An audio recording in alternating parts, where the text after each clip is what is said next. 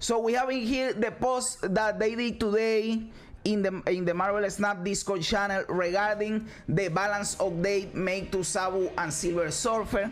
Some of you may have noticed that they changed those cards today. So let's talk about that. So here we go.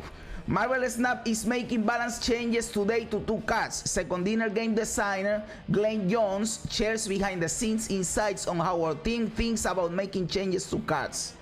Then they talk balance updates, Zabu and Silver Surfer. Today's balance changes mark our first over-the-air change to card content without using a patch. This is great. I molded out in January and December because the leader was bullshit and they couldn't change the leader on the fly. They needed a patch and they didn't have the tech. And I said, what is going to happen in some months when another card is bullshit and they can patch it out? Well, they solved the issue, my dudes, and this is good news in my book. This is awesome that they can just change a card on the fly without needing a patch. This is fucking awesome. Many of you may be wondering why we're taking this action, so I'm going to walk you through some of our balance philosophy, the metrics that led to these changes, and the adjustments we're making to Zabu and Silver Surfer. Why do we balance? Marvel Snap's content release model gives our metagame a unique texture. By releasing a new card each week, we hope to constantly provide something new and exciting to look forward to for players. Well, it isn't working because you are putting new cards into Series 5 and we can get those cards. So that isn't working. That requires a diverse metagame featuring opportunity for innovation and exploration. This game is at its most fun with a large variety of viable decks featuring many different cards. Oh, that is true. That is true. So you know that we want the cards, but you aren't going to give us the cards, right? You don't want to give us the cards. It's awesome to see individual cards succeed, but we need that success to exist within a spectrum that also allows many other cards to flourish. I agree with this paragraph. This paragraph is on point, but of course it is like a contradiction. You know that we want the cards, but you aren't going to give us the cards. The patch makes Zabu a bit more balanced, but I still think Surfer is gonna be strong. Seems like you'll see less of Zabu plus Surfer in the same deck or harder to pull off combos. But Zabu Darkhawk is still gonna run wild, I think, because you can still do double Darkhawk Control 6 or Darkhawk then Mystique. Yes, that is the point, that you can still play the cards, and we are going to talk about that here in a bit, I believe. The point is that you can still play these cards, but that they aren't so strong. I don't want them to make the cards useless. That would be stupid. I want the cards to still be cool, to still be strong, but not the most OP cards in the whole universe that you have to play them if you want to win, right? We will play some games later. Well, I am ranking the ladder right now. Are you talking about battle mode? Maybe we can do a couple of those, but I am focused on the ladder right now. Let's talk about our general process for balancing Snap. Every week, our design group looks at metrics for both individual cards and clusters, the groups of cards that most commonly make up various decks. So they will refer to groups of cards that typically go together from now on as clusters. So we have to remember this. For individual cards, we focus on win percentage when drawn, popularity, and cube contribution, the number of cubes a card yields. That is a good metric, of course. For clusters, we focus on win percentage against the field, average cubes per game, the percentage of all games using that cluster, and its matchups. Each of these values has tolerances, and that's what determines whether we make a balance change. Exceeding one tolerance doesn't mandate a buff or a nerf, but it does build the watch list you may have heard about. I am cool with this. When a card goes on watch, we discuss potential changes and begin play testing them, just in case. If things don't improve on the live game, that's when we'll make the change. But which change to make? Our goal is to find a version of each card that makes the game more fun, not just turn strong cards into weak ones. Exactly what we were talking right now. I completely agree with this philosophy. We don't want to obliterate cards out of existence. We just want them to not be OP, overpowered, and just be powerful on their own right, you know. If one of our adjustments prevents too many players from enjoying their card, we'll revisit it later.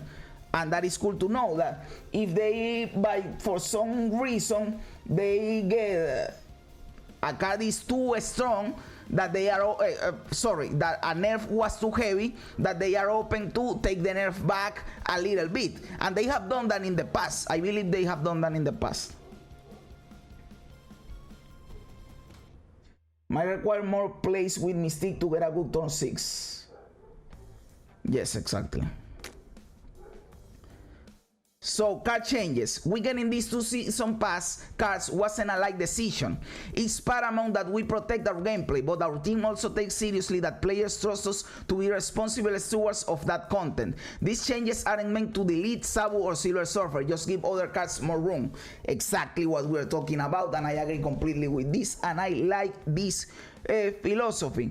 And I believe it is true that they don't take this decision lightly, because there are a group of people, and they are pussy bitches, by the way, that complain that the card was nerfed because they paid money for this card. No, brother, you paid money for the season pass, and the season pass contained the card. You didn't pay money specifically for the card.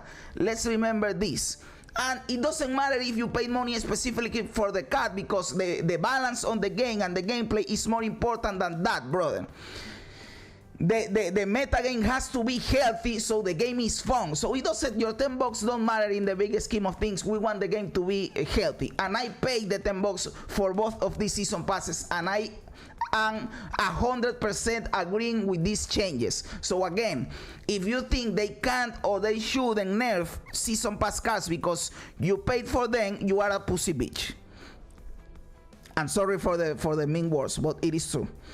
And okay, yes, the philosophy of not over nerfing the cards is cool, of course. Yo, Jay Collins, brother, how you doing, my dude? So, Zabu's individual card performance was strong but not amazing. It didn't crack our top 5 cards for most of January, which is usually where you find troublemakers. Zabu's dominance only became apparent in evaluating its closest. Exactly, the problem with Zabu is when you evaluate the cards that are played with Zabu in the 4 cost, you create some crazy, insane combos, brother. Which is data that takes longer to surface. In mid-January, we saw 3 distinct Zabu decks gaining steam near the top of our rankings on win rate, Q gain, and population. That was when we knew a change would be necessary. But the next patch was already locked, which brings us to today. So they already had locked the patch with the Wolverine and the leader, maybe. Zabu, as we all know, was a 3-2 with an ongoing ability that says that your 4 cost cards cost 2 less with a minimum of 1. And now he's a 2-2 with the ongoing ability your 4 cost cards cost 1 less. I like this nerf. I believe this nerf is cool. I even thought that they weren't going to launch him in the first place, taking 2 less from the 4 cost cards, that he always needed to be 1 less. And they did the change, but to not kill the card, they took 1 energy down, so you can drop him out on the second turn, which is cool. You know, you can play a 4 cost card on the 3rd turn, and this wasn't possible with the old Zabu. So this is still a good card. This is still a good card for sure, brother. I enjoyed my time with both cards. I don't mind the nerf. Just will make me play other ways or try other decks. Exactly. That is one of the cool things about these 2 nerfs, that this will shake up the meta, brother, because the season started and it was like nothing happened. You are still playing Zabu bullshit and Silver Surfer bullshit. But now that this nerf drop, everybody is trying other decks, you know. So this shakes up the meta, and this is cool. I like that period when the meta changes. It is a fun period. Yo, Demian, my dude. The bombs are dropping into chat. Even though I didn't buy the Zabu pass till the end, I still got a solid week of play with him. And Zabu decks were fun, not because of well, Zabu enables it, but it is because of the crazy things you can do, like the double Spider-Man or the Darkhawk Rock Slide and that bullshit. Zabu enables it, but he is not the source of the fun, but the other cards that combo with him, you know. Zabu can now use as a secondary option aside from Psylocke to cheat out Mr. Negative. That is true. And he can still you can still build Zabu decks, you know, with other stuff. just not this bullshit that was destroying our asses, you know. Moving Zabu's cost reduction from 2 to 1 reduces the potential energy reduction of the cat, making it harder to hide game-winning amounts of power until turn 6, or empty your hand for Dracula. They mentioned Dracula specifically. Dracula is a strong card, I like Dracula. It also breaks up the Spider-Man Absorbing Man combo, what we just talked about, which was stronger than we'd like. It was really strong and it is frustrating playing against it because your only option at that point is just retreating. But at the same point, you just retreat and you don't give up a lot of cubes, right? So the Absorbing Man Spider-Man combo was just a retreat farmer. Sliding him down to 2 costs hopefully refunds enough tempo to retain the fun of building around various 4 cost cards. We expect Zabu decks to look a bit different, but we still have competitive builds. I hope this is the case, and I believe it will be, because as I said, now you can play a 4 cost cards on the 3rd turn, and that wasn't possible before. So this can still build some combos. He won't be so much bullshit, but he will still be a cool, viable card, and that is what I like to see on the game. Silver Surfer. Silver Surfer's change is only linked to Zabu's. It's been a top 5 card in a top 5 deck since release, but steadied and gained cubes slower once players adapted. Until Zabu. During Savage Lands, Zera Surfer was an unlikely hero and the best overall deck, and I agree with this because I reached Infinite last season playing the Zera Surfer deck, and it was awesome. I love that deck. However, it also had positive matchups against over 75% of the field. Wow. Wow, so the deck was good against everything, which meant it threatened to become too dominant once we adjusted Zabu. Exactly, so if you want to adjust Zabu, you have to adjust Silver Surfer, because then Silver Surfer is just the best deck, and you are an idiot if you don't play that deck, right? So, as you know, the Silver Surfer was a 3-0 on reveal, give your other 3 cost cards plus 3 power, and now he's a 3-2 on reveal, give your other 3 cost cards plus 2 power. So he just gives 1 less power, but now he himself has 2 more power. Again, I agree with this change, I like this change, and I believe it is a good change. Silver Surfer will still be viable, but it will not be the uber crazy bullshit, or at least I hope so. This is what I hope, so that you can still play Silver Surfer decks, but that it is better overall for the health of the metagame, you know. We can no longer buff Zabu with Surfer, which gave extra power too. That is true. The Surfer nerf is more impactful. Yes, the Surfer nerf is more impactful for sure. But the Surfer was like, there were less variety of decks that use Surfer, right? You had the Zera Surfer, the Negative Surfer, that was one of the least popular ones, and the Patriot Surfer. But with Zabu, you had like 70 different versions of the Zabu deck, which is also important to know. I might even be better to play Zabu on turn 5 to get 2 4-cost cards out on turn 6, so Zabu becomes less draw dependent. That is true. There's a lot of games I lost that I would have won if Surfer only buffed 2.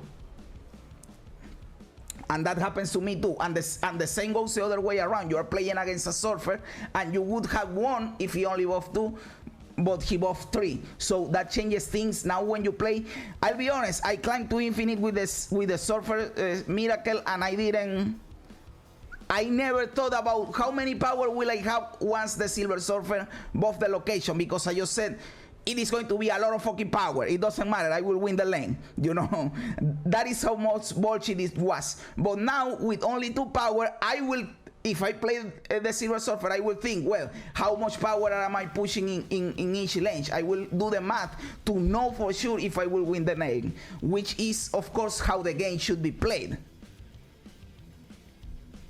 Zabu is healthy right now. I don't like it, but it is good for the game. It was worth it to have leader copy my Surfer and boss his 3 costs. Exactly.